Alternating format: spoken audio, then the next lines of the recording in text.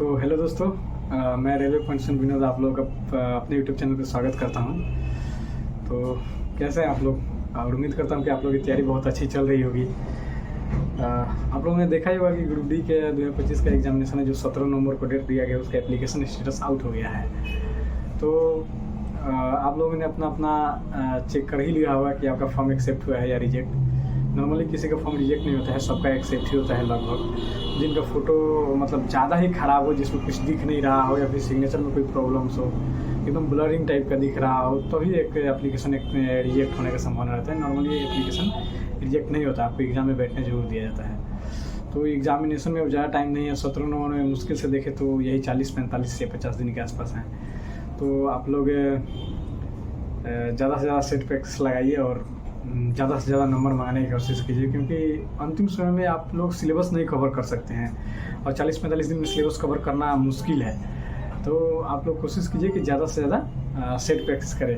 अभी तो मैं गेट में ही हूँ, आप लोग देख सकते हैं कि टाइम नहीं मिला तो सोचा मैं यहीं से वीडियो बना देता हूँ। ये देखिए मेरा अभी गेट में ड्यूटी है, तो मैं ड्यूटी में ही हूँ, सोचा आप लोगों को अपडेट कर देता हूँ और गेट में से ही मैं अभी वीडियो बना रहा हूँ। देखिए, तो बहुत लोगों का ये सवाल था कि नंबर कैसे बनाएं। जैसे बहुत लोगों का 50, 55, 60, 65 इतना ही नंबर आ रहा है, तो वो लोग सोच रहे हैं कि नंबर कैसे बढ़ाएं। दोस्तों देखिए, हम आप लोग से बस इतना ही कहना चाहेंगे कि आप लोग 70 प्लस का टारगेट लेकर के चलिए, क्योंकि 70 प्लस का ही टारगेट लेकर के चलेंगे तो चाहे इंडिया के किसी भी जोन से आप लोग फॉर्म भरे हो तो आप लोग सेफ अपने आप को फील करेंगे, क्योंकि 70 से कम कट ऑफ हमें नहीं लगता कि किसी भी जोन का जाएगा।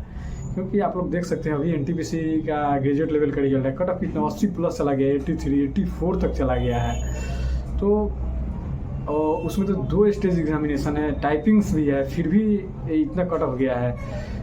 तो आप इससे अंदाज़ा लगा सकते हैं कि ग्रुप डी का भी कट ऑफ बहुत ज़्यादा जाएगा। और नॉर्मली इसमें क्या होता है ना कि सिंगल स्टेज एग्ज़ाम है, एक ही एग्ज़ाम है, उसके बाद आपको रनिंग के लिए बुलाया जाता है, मेडिकल के लिए बुलाया जाता है। इसका रनिंग और मेडिकल उतना टफ नहीं होता है, जिसकी वजह से क्या होता है कि आगे के स्टेज में बच्चों के छंटने की संभावना ज़्यादा कम हो जाती है। ज़्यादा बच्चे छंटते नहीं आगे, क्योंकि 4, 4.5, 4, 4.25 मिनट में 1 किलोमीटर लड़कों का दौड़ना होता है। लड़की तो आराम से ही दौड़ ही जाती है और ज़्यादा लेके ही जाना भी नहीं पड़ता। 30 किलो का वजन आप लोग लेके ही जा सकते हैं। एक अटैम्प्ट में आपको 2 मिनट का समय दिया जाता है और 100 मीटर का डिस्टेंस रहता है, तो आप लोग आराम से कर सकते हो, उसमें कोई प्रॉब्लम नहीं है। सारा खेल प्री के एग्जामिनेशन पे है कि आप कितना स्कोर कर रहे हैं। देखिए, स्कोर आपको करना पड़ेगा, 70 से कम स्कोर में काम नहीं चलेगा। हम भी जब एग्ज़ाम दिए थे तो उस समय 74, 75 प्लस यूआर का चला गया था, क्योंकि प्री का कट ऑफ तो कम ही रहता है।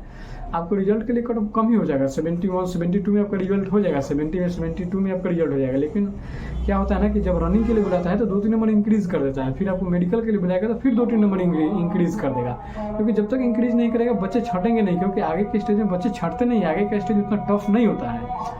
आप लोग 70 प्लस टारगेट लेकर के चलिएगा तो भी आप लोग सेफ रहिएगा, क्योंकि नॉर्मलाइजेशन होकर के नंबर 75-77 हो जाएगा।